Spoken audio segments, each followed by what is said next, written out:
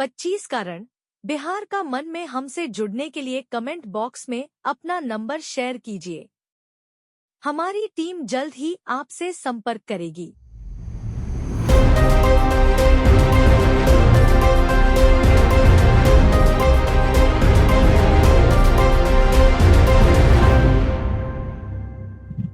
नमस्कार मित्रों, मैं अतुल गुंजार 25 कारण बिहार का मन में आपका एक बार स्वागत अभिनंदन करता हूं। और आज हम बात करने वाले हैं जो अभी देश भर में 5 विधानसभा चुनाव हुए थे, जिसमें 2 गुजरात में, बंगाल में, पश्चिम बंगाल में, केरल में और पंजाब में। उनके जो नतीजे आए हैं वो कुछ इस प्रकार से आए। आम आदमी पार्टी ने पंजाब और गुजरात में एक सीट जीती है। पश्चिम बंगाल में ममता ने अपना दबदबा कायम रखा है और साथ में जो केरल में वायनाड की सीट पर एक सीट कांग्रेस ने भी जीती है। तो कुल मिलाकर जो विधानसभा उपचुनाव हुए वो क्या कहते हैं, इसके बारे में आज हम चर्चा करेंगे। और क्या इन चुनावों का बिहार के चुनावों के लिए भी कोई मतलब होगा, इस पर चर्चा करने के लिए हमारे साथ अभी फिलहाल मौजूद है वरिष्ठ पत्रकार रवि पराशर जी। रवि जी, आपका स्वागत है। धन्यवाद अतुल जी। रवि जी, ये विधानसभा चुनावों के जो उपचुनावों के जो नतीजे आए हैं वो क्या कह रहे हैं? और हमारे साथ इस समय वरिष्ठ पत्रकार आशीष अंशु भी जुड़ गए हैं। आशीष जी, आपका भी स्वागत है। नमस्कार सर। नमस्ते। तो रवि जी, ये जो विधानसभा उपचुनाव हुए हैं इनका क्या बिहार के चुनाव में तो आपको लगता है कि कोई असर पड़ेगा, ऐसा रवि जी? जी अतुल जी, बिहार के विधानसभा चुनाव का जहां तक प्रश्न है तो मुझे नहीं लगता कि इन उपचुनाव के नतीजों का कोई व्यापक या थोड़ा बहुत भी असर वहां पड़ेगा, क्योंकि बिहार में तृणमूल कांग्रेस का कोई स्टेक नहीं है, आम आदमी पार्टी का भी कोई बहुत स्टेक नहीं है। और जो मुख्य लड़ाई है वो महागठबंधन और एनडीए के बीच है।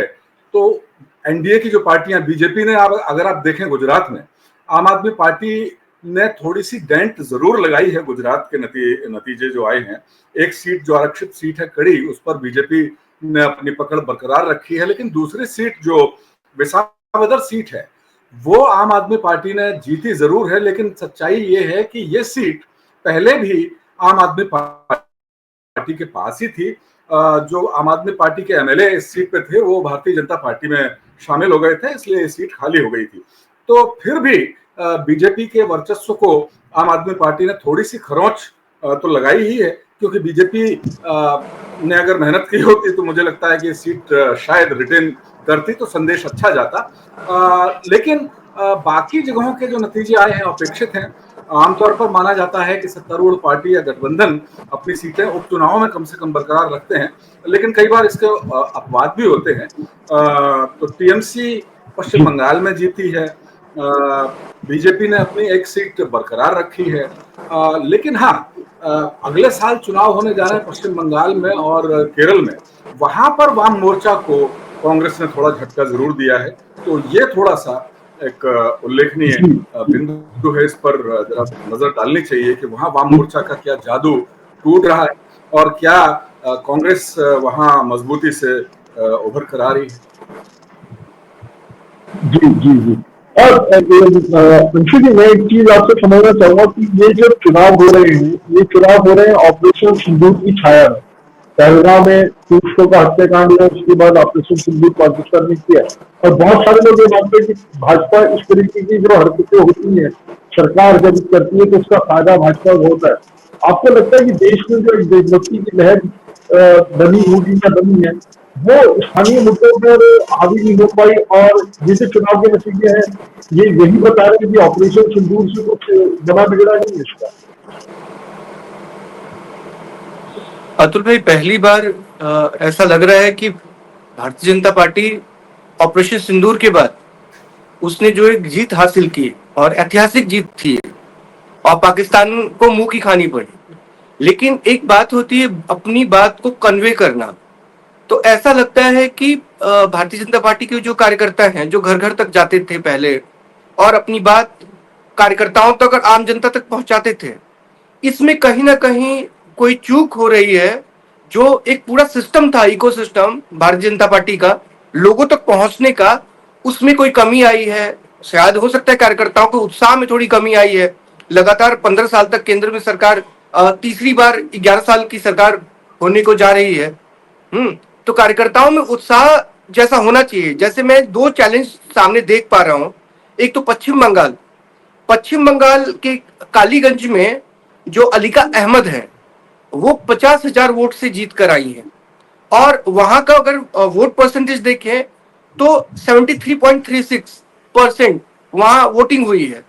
तो इसको देखने के बाद मुझे ये लगता है कि एक बार भारतीय जनता पार्टी को केरल और बंगाल में पहले भी मेहनत करने की जरूरत थी, लेकिन जो परिणाम सामने आ रहे हैं उसके बाद तो ये देखने को आ रहा है कि मेहनत बहुत ज्यादा करनी पड़ेगी केरल में और बंगाल के अंदर।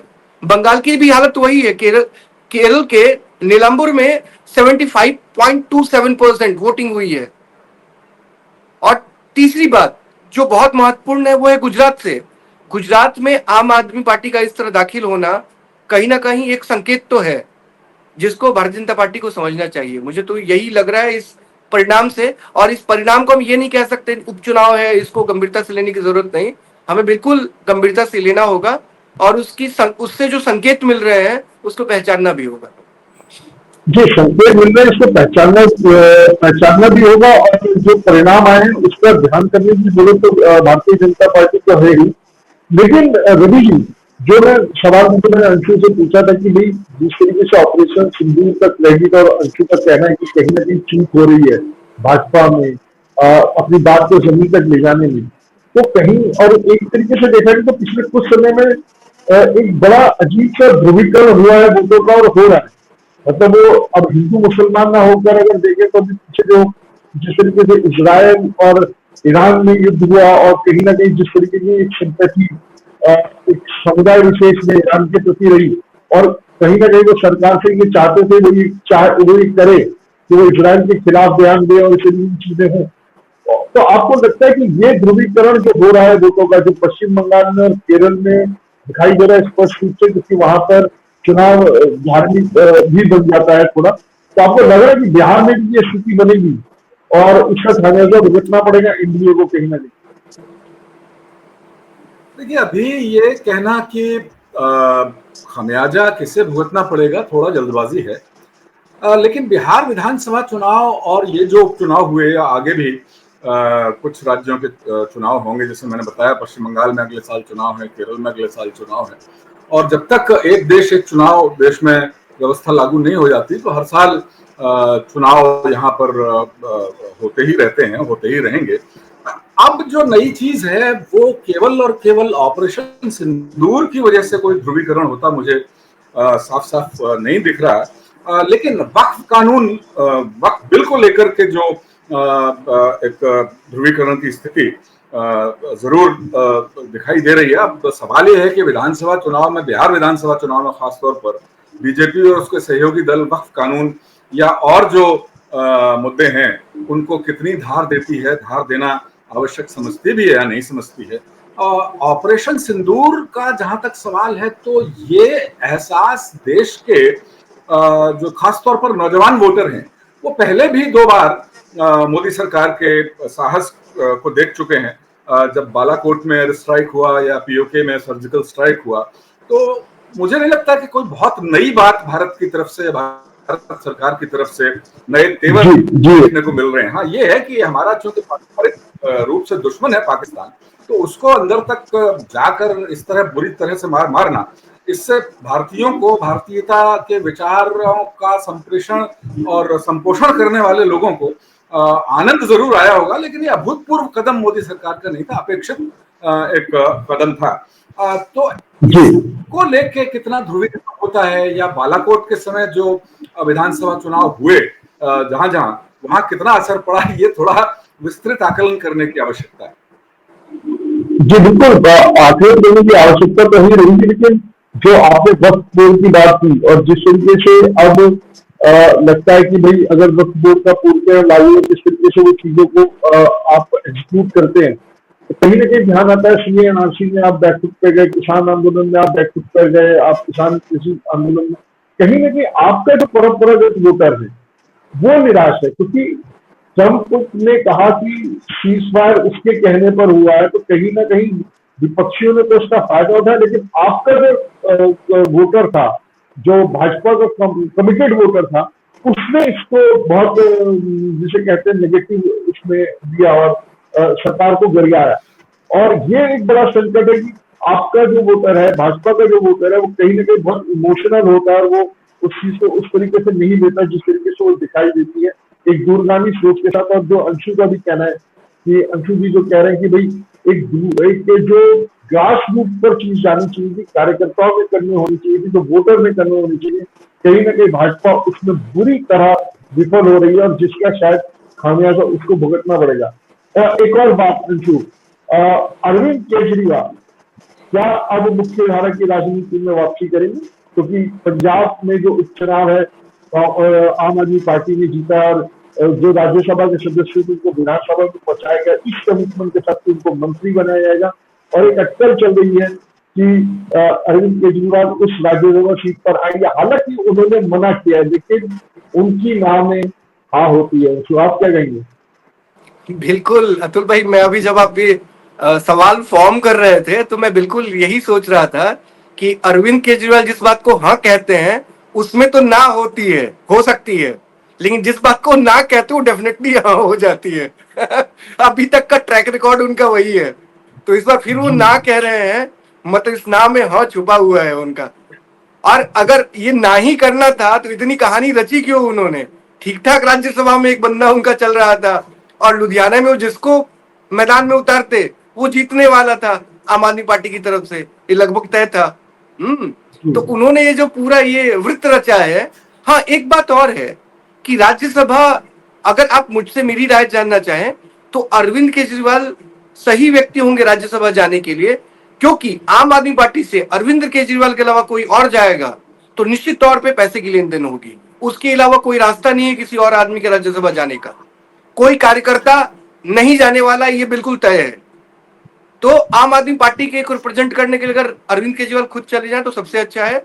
उनके अलावा कोई गुप्ता जी जाए या कोई अरोड़ा जी जाए तो निश्चित तौर पे उसमें पैसे की लेन देन तय है। जी जी, लेकिन एक बात और अतुल भाई जो बहुत जरूरी है भारतीय जनता पार्टी के संदर्भ में, बात चूंकि हमारी बातचीत चल रही है अभी उपचुनाव को लेके, बिल्कुल उपचुनाव किसी तरह का ये इस बात को तय नहीं करता कि इसका कोई बहुत बड़ा फर्क पड़ने वाला है, लेकिन उपचुनाव एक संकेत तो दे रहा है और इसको गंभीरता से लेना चाहिए जो लोग भी मैदान में उतर रहे हैं। और बड़ा लोकतांत्रिक किस्म का परिणाम आया है, इसमें सब खुश है, तृणमूल भी खुश है, भारतीय जनता पार्टी भी खुश है, कांग्रेस के हिस्से भी आया और सबसे ज्यादा खुश आम आदमी पार्टी है। इससे ज्यादा समाजवादी परिणाम कुछ दूसरा हो नहीं सकता। लेकिन एक बात है, सबसे बड़ी बात है इंडियन की इज्जत बच गई है। एक बात है अतुल भाई कि एक बार मुझे याद है कि अमित शाह जी ने मंच से कहा था कि हमारे पास इतना विकसित तंत्र है कि हम यहाँ से कोई बात कहेंगे तो वो बिल्कुल नीचे तक पहुंच जाता है। लेकिन मुझे लगता है ये जो पाइपलाइन बिछी हुई है ना सूचना के पहुंचने की, उसमें बीच बीच में कहीं कहीं कुछ टूट फूट हुई है और पाइप लीक हो रहा है। तो ठीक तरीके से सही व्यक्ति लगाकर उस लीक को ठीक करना चाहिए कि बात जो दिल्ली से कही जा रही ठीक तक नीचे तक जाए। और क्या है, वन वे कम्युनिकेशन हो गया है, नीचे की बात ऊपर तक नहीं पहुंच रही है, तो इसको थोड़ा ठीक करने की जरूरत है। जी जी, रवि जी, अंशु ने भी कहा इस बात को और आपने भी शुरू में ये कहा था कि भाई ये जो चुनाव है विधानसभा चुनाव, और जाहिर है पश्चिम बंगाल का अलग मुद्दे होंगे, केरला के अलग होंगे, पंजाब के अलग होंगे, गुजरात के अलग होंगे, स्थानीय मुद्दों पर विधानसभा चुनाव लड़ा जाता है तो बिहार के विधानसभा चुनाव से कितना फर्क पड़ेगा ही। लेकिन एक चीज की बात जो बार बार अंशु जी कह रहे हैं कि ये क्या ये सही समय नहीं है कि भाजपा को अपनी जो ताकत है उसको एक बार फिर से तोड़ना चाहिए, और जो ऊपर से जो वो बात कहते हैं नीचे तक पहुंचने की जिस पाइपलाइन की बात अंशु कर रहे हैं, तो कहीं ना कहीं ये मौका है भाजपा के लिए कि अगले 3-4 महीनों में इसको दुरुस्त करें। अगर इसी हवा में चलेंगे कि मोदी जी आएंगे और 6-7 रैली करेंगे और सब हवा पलट देंगे, तो मुझे लगता है कि कहीं भारी ना पड़ जाए एनडीए को इस बार। रवि जी, बिल्कुल सही बात है। बात ऊपर से नीचे तक पहुंचने की नहीं है, बल्कि असल बात यह है कि बात नीचे से ऊपर तक पहुंच रही है, पहुंच पा रही है या नहीं पा रही है। कई बार अति आत्मविश्वास बहुत घातक अपने अस्तित्व के लिए साबित हो जाता है, तो अति आत्मविश्वासी होने से तो बचना ही चाहिए और अब आजकल के चुनाव स्थानीय मुद्दों पर तो लड़े ही जाते हैं, बहुत सारी स्थितियां परिस्थितियां होती हैं। पश्चिम एशिया में युद्ध चल रहा है, भारत का क्या स्टेक है, बिहार के लोगों का क्या मानना है, भारत सरकार का जो कूटनीति है उसके बारे में क्या मानना है, बहुत सारी परिस्थितियां, यानी राष्ट्रीय अंतर्राष्ट्रीय स्थानीय क्षेत्रीय परिस्थितियां जो है अब आदमी डिजिटल दौर में है। तो ऐसे में बहुत ज्यादा समय तक शासन करते रहने का अर्थ ये बिल्कुल नहीं होना चाहिए कि जो शीर्ष नेतृत्व है भारतीय जनता पार्टी का, उसके सहयोगी दलों का, कि वो अति आत्मविश्वासी हो जाए और दिल्ली से बैठ के ये सोचने लगे कि भाई हम जो कहते हैं वो नीचे तक डिलीवर होता है। तो ये तो बात सही है और इस पर उत्तरोत्तर ध्यान देने की आवश्यकता है, लगातार ध्यान देने की आवश्यकता है, क्योंकि जो फैसिलिटीज, जो सुविधाएं डिजिटल मीडिया के एरा में, सूचना के विस्तारीकरण के दौर में आपके पास है, वही चीजें दूसरों के पास भी हैं, तो उनकी शक्ति को भी कम करके नहीं आना चाहिए। बिल्कुल कम करके नहीं आना चाहिए। और हम देख रहे हैं अभी जैसे पीछे सरकार ने घोषणा की कि तिगुनी कर देंगे पेंशन, तो उसके बाद फिर तुरंत तेजस्वी का बयान आ गया कि ये हमारी जो मांग थी इसी को कॉपी पेस्ट किया, हमारा ही विचार चोरी कर दिया। प्रशांत किशोर यहाँ से भी आया कि भाई ये तो हमने कहा था। तो कहीं ना कहीं ये जो चल रहा है पूरा का पूरा मामला कि अब पेंशन का यश लेने के लिए भी लोग घूमने लगे हैं। और मुझे लग रहा है कि जो बिहार के जो स्थानीय मुद्दे हैं वो धीरे धीरे, और अभी पीछे मैं देख रहा था वीडियो बड़ा चर्चित हो रहा था, प्रशांत किशोर को हम मुझे लग रहा है कि हमें बहुत सीरियसली इसलिए भी लेना चाहिए कि अंशु का कहना था कि उनको अपने कार्यकर्ताओं की फौज तैयार करने में के लिए समय चाहिए, क्योंकि अभी तक वो जिन भी दलों के लिए काम करते हैं उनके कार्यकर्ताओं को अवेलेबल रहते हैं। लेकिन प्रशांत किशोर जिस तरीके से काम कर रही है उनकी टीम, कहीं ना कहीं वो एक सिंपैथी अर्जित कर रही है। एक वीडियो में देख रहा था एक मोटरसाइकिल पर तेजस्वी यादव बैठ के जा रहे थे और लोगों के बीच में, और उन्होंने नाक पे अपना गमछा लगाए हुए थे जैसे उनको बदबू आ रही है, और साथ में दूसरा वीडियो चल रहा था जिसमें प्रशांत किशोर आम लोगों के बीच में जा रहे थे, हंस रहे थे, मुस्कुरा रहे थे, हाथ मिला रहे थे और देख रहे थे। वो एक इमेज बिल्डिंग का काम जो कर रहे हैं। और अभी समय है, कम से कम कार्यकर्ता हो या ना हो, अंशु मुझे लगता है कि प्रशांत किशोर नाम तो ऐसा है जिसे लोग जानते हैं। आपका क्या कहना है? अतुल भाई, प्रशांत किशोर हाईली प्रोफेशनल व्यक्ति हैं। इस बात को प्रशांत पर कोई भी बात करते हुए नहीं भूलना चाहिए। वो कैमरा भी समझते हैं, वो फील्ड भी समझते हैं। समस्या सिर्फ कार्यकर्ताओं की थी, उसके लिए भी उन्होंने बहुत अच्छा रास्ता बनाया था पहले। मैंने पिछली बार जब बात की थी, मैंने कहा था प्रशांत किशोर को 2 हिस्सों में समझने की जरूरत है। पहला हिस्सा जब आत्मविश्वास के साथ आए थे, ठीक है, राजनीति में सबको थोड़ी चोट लगती है, उनको चोट लगी। पहला जो उपचुनाव जब बिहार में हुआ, उससे जो परिणाम आए, उससे उनको चोट लगी बिहार में। फिर वो थोड़ा संभले, थोड़ा जुझलाए, लेकिन अब वो पॉपुलर राजनीति की तरफ बढ़ते जा रहे हैं। ये गौर करना पड़ेगा प्रशांत की बिहार में बदलती हुई राजनीति को देख के। वो पहले उनकी बात ये थी, प्रशांत जब आए थे, कि जमीन से व्यक्ति को निकालेंगे, जमीन पर जो काम कर रहा है उसको लेके आएंगे, लोग तय करेंगे और उसको हम समाज के सामने पेश करेंगे। और चूंकि हमारा नाम पीछे होगा तो लोग इस बात की गारंटी, जैसे ISI मार्क देख के हम भरोसा करते हैं कि सही सामान है, वैसे ही प्रशांत की मुहर लगने के बाद पब्लिक ये भरोसा करे कि ये सही कैंडिडेट है। लेकिन आज की राजनीति में प्रशांत किशोर पवन सिंह के पीछे भी भाग रहे हैं, प्रशांत किशोर मनीष कश्यप के पीछे भी भाग रहे हैं और तमाम लोगों से संपर्क कर रहे हैं कि आइए हमारी पार्टी में। तो अब प्रशांत की राजनीति बिहार में बदल रही है। प्रशांत की राजनीति बदल रही है। और जो आपने गारंटी की बात की, विषय में बस थोड़ा सा एक आखिरी सवाल में रवि से देखिए, प्रशांत किशोर बिहार की राजनीति में अरविंद केजरीवाल हो जाएंगे क्या? अरविंद केजरीवाल का अनुभव देश को ऐसा है कि उन्होंने भी गारंटी दी थी, उन्होंने भी कहा था कि मेरी ईमानदार छवि के पीछे जिसको मैं लड़ाऊंगा वो एक दमदार, एक गारंटी शुदा होगा। और दिल्ली में उनकी गारंटी की धज्जियां उड़ गई। और आज जो उनके पूरा मंत्रिमंडल है, जो उनका उप मुख्यमंत्री है, उनके मंत्री सब आरोपों में फंसे हुए और एक से एक घोटाले सामने आ रहे हैं। तो ये जो गारंटी अरविंद केजरीवाल ने खरीद की है दिल्ली में, तो उसका कहीं ना कहीं खामियाजा प्रशांत किशोर को भी। मैं मानता हूं कि बिहार का जो वोटर है वो राजनीतिक रूप से ज्यादा चतुर है, उसको उठाना पड़ सकता है प्रशांत किशोर को।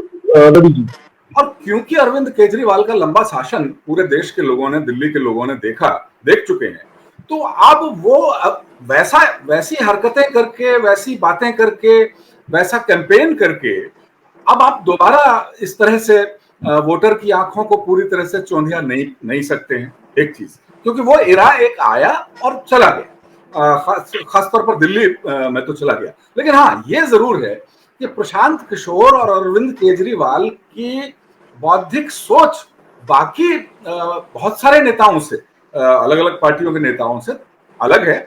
वो मौकों का इस्तेमाल करना अच्छी तरह जानते हैं। कल ही मैं देख रहा था कि पटना में स्वास्थ्य मंत्री जो हैं बिहार के, उनके घर के सामने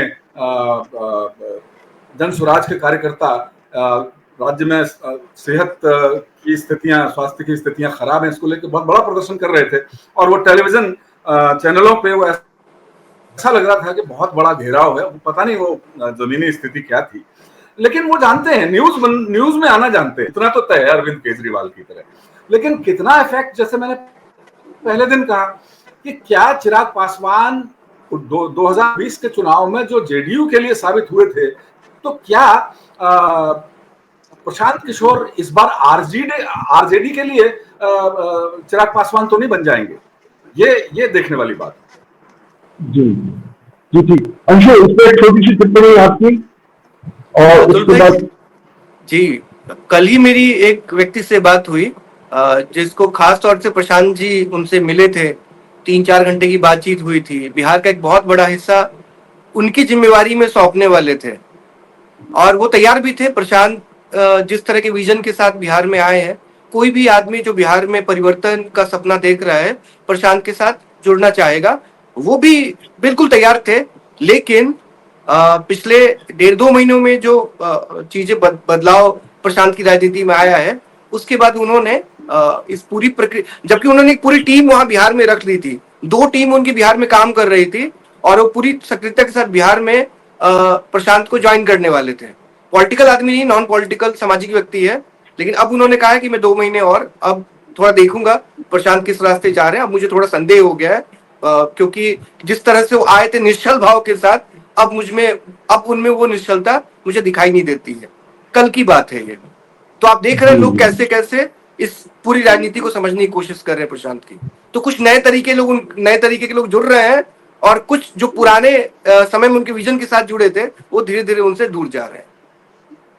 चलिए, इसका मतलब बिहार के जो चुनाव होने वाले हैं, उसमें अभी भी बहुत सारी चीजें हैं जो अदलती बदलती रहेंगी। और प्रशांत किशोर पर इसलिए थोड़ी सी नजर है कि कुछ लोग उनको जल्दी समझ गए, हो सकता है कि कुछ लोगों को वो देर तक भरमा पाए, तो कहीं ना कहीं रहेगा। तो 25 करोड़ बिहार का मन में आज की चर्चा के लिए जुड़ने के लिए रवि जी आपका धन्यवाद, अंशु जी आपका भी धन्यवाद, आप समय निकाले जुड़े। नमस्कार। तो 25 करोड़ बिहार का मन में आज के लिए बस इतना ही। मेरा आप लोगों से अनुरोध है, जो भी इस कार्यक्रम को देख रहे हो, अगर वो इस कार्यक्रम से जुड़ना चाहते हो, क्योंकि हम बिहार के मन की बात कर रहे हैं, तो आपके मन की जानना बहुत जरूरी है। तो आप हमें हमारे मैसेज बॉक्स के अंदर मैसेज, अपना मोबाइल नंबर और अपना क्षेत्र मैसेज करें। और अगर आप अपने मन की बात कहना चाहते हो तो हम आपसे संपर्क करेंगे। नमस्कार, धन्यवाद।